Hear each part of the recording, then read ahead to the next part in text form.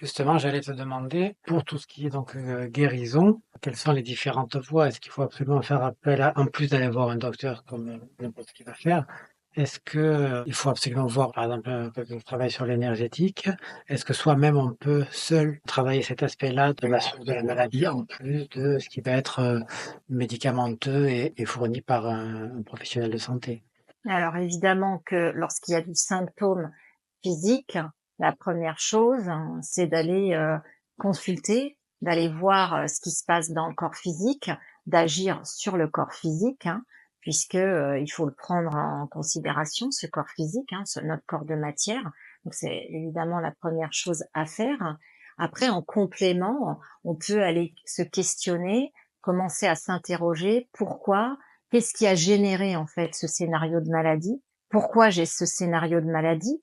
Donc on va déjà se poser la question, interroger le système de croyances, donc les fameuses croyances limitantes et les croyances racines. Et effectivement, on peut aussi aller consulter un énergéticien qui va vérifier ce qui se passe dans les autres corps, corps mental, corps émotionnel, corps spirituel. Il peut y avoir des maladies karmiques qui apparaissent.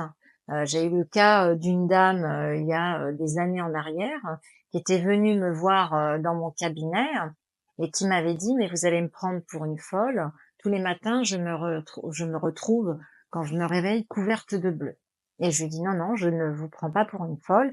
J'ai regardé et effectivement, il y avait une mémoire où dans une ancienne vie, elle avait été lapidée. Et donc, bah forcément, quand on reçoit des jets de pierre, ça crée des impacts dans le corps physique. La mémoire a été libérée et ça s'est arrêté.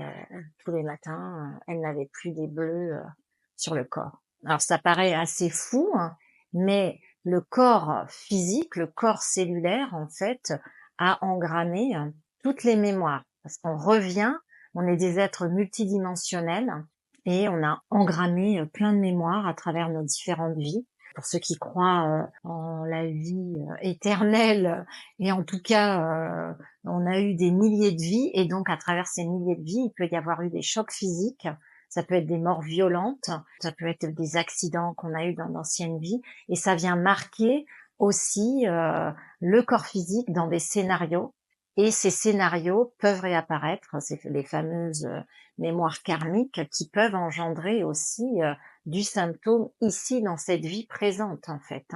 Et souvent aussi, on va choisir notre famille ou notre environnement familial parce que l'âme va chercher à solutionner, à régler une problématique. Et donc, elle va choisir la famille qui va être adéquate pour elle, pour revivre des situations, pour solutionner. En fait, l'âme cherche toujours à solutionner une problématique qu'elle a à régler. En fait, elle vient pour grandir, l'âme, et dans son processus d'évolution, elle va chercher les meilleures conditions possibles pour évoluer.